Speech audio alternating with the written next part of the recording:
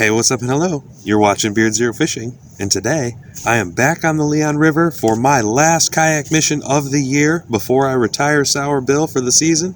The water's getting a bit chilly, and I don't want to run the risk of hypothermia if I were to accidentally fall into the river. I sometimes get 1, 2, 3 miles away from the truck, and that would be a very, very risky and uncomfortable trip back to the truck if I wasn't already suffering from hypothermia with the water getting pretty chilly now. This will be Sour Bill's last appearance on the channel as Sour Bill. Over the winter months, I'm going to go ahead and do some upgrades. One of the upgrades that I've already talked about, or posted on my Instagram, was a trolling motor. I'm also going to do several other upgrades to increase stability and comfort of this kayak. All of those I'll turn into episodes along the way. I'm going to need some help coming up with a new name. Sour Bill is going to be a completely new vessel, so going to definitely need a new name. But anyways, today I'm out here fishing, trying to catch something on a non-Beard Zero lure. I am using the bass jig that was sent over to me by Parabellum Fishing, that baby bass jig he sent to me. So I'm fishing this. I have a lot more time to fish today, so I'm really focusing on the structure.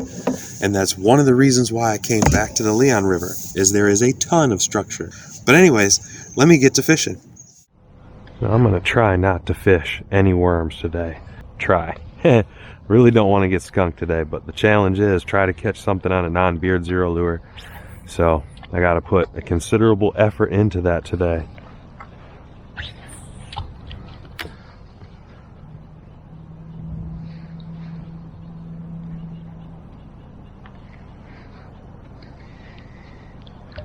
I do have good control with this. There we go. Oh man, my first fish on a non-Beard Zero lure is this little dinky thing. Oh man, that's killing me. But hey, I did it. I at least caught something.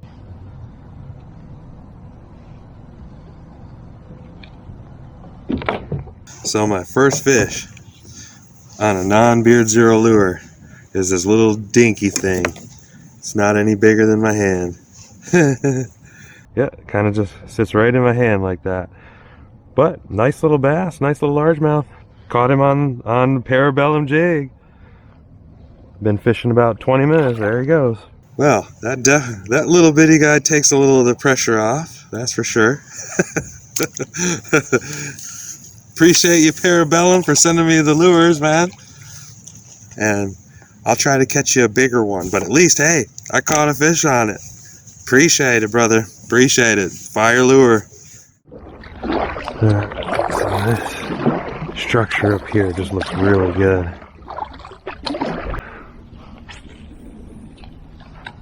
Yep, up over there looks really good. There's a lot of it. I got time to focus on it today. Everywhere you can sink a jig in is a good place to cast. And I'm not gonna cast over there. I'm out of position for it.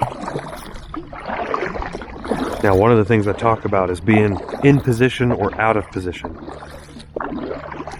When you're in position, your line is somewhere between here and here. Anywhere in between here. Once you get outside of that, that's when you start being a bit off balance. And when it becomes much more difficult to set the hook on a fish. And that's where my hookup ratios start to really drastically decline. If I am out of that position. If I'm in it, as you see, my hookups are usually pretty good. Especially because I set the hook like a shark, but but hey, you gotta set that hook like you mean it. You gotta drive that hook in. It's one of the things that probably was the hardest thing for me about fishing when I was young and learning how to fish, especially bass fish. Probably one of the hardest things for me to really get a good grip and focus on was the hook set. You really got to just let them have it and drive it home. Ever since I got the hook sets down, my hookup ratio has been a lot higher. And most of the time I don't lose fish while I'm fighting them. I mean, yeah, I still get broken off. Yeah, I'm not a machine. I still lose fish, but I lose less fish. So if one of the problems you're having is a lot of fish popping off on you, aside from checking your equipment, you know, checking your hooks, check the hook set. Sometimes just adding an extra little pound of muscle kind of really helps. Bury that hook, and once you bury that hook, it's not coming out until you pop it out.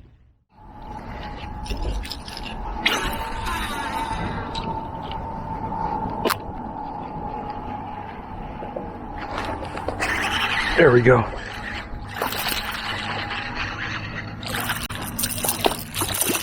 Oh, he threw it. Oh no. Oh no. Oh man, I should have got the net. No.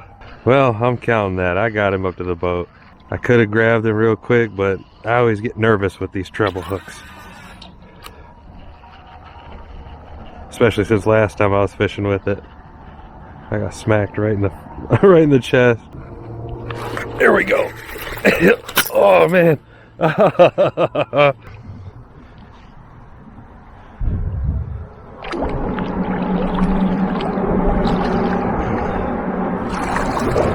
Alright. So we're back in it. Now I did make a switch. I switched up and I threw on Fire Craw.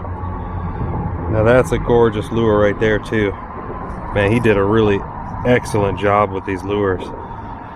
So I'm going to try that when I get back to Smallmouth Alley again, or any place I can really use it. I also threw a worm on just to see, kind of see how the day is going. And since I made the adjustment, now I got to make a quick change to my reel.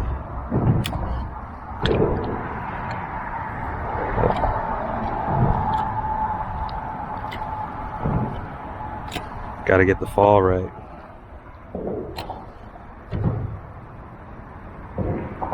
Yeah, that's about right there.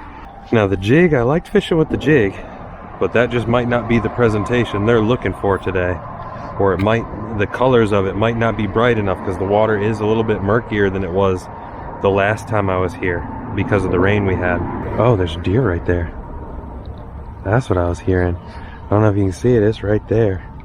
You might can see it sitting there. It's a buck too.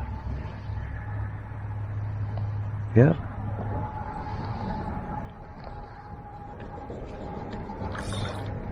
Decent little buck. There he goes. Yeah, that's like an 8-point. Nice calm water to end the day out. Can't ask for anything better.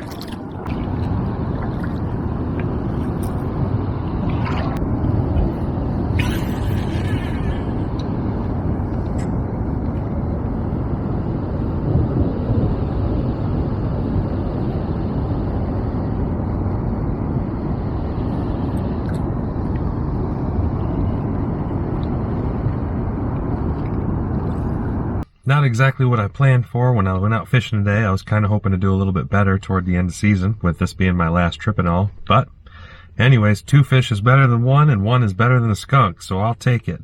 And special thank you again to Parabellum Fishing for sending over those lures. The jig works great. Definitely got that 1 bass's attention early on in the day.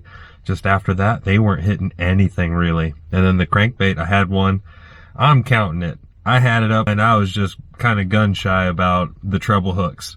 I've always been gun shy about the treble hooks. So just 1 more trip home for Sour Bill, back to Camp Zero, and he gets some well-deserved R&R. Thank you so much for watching today.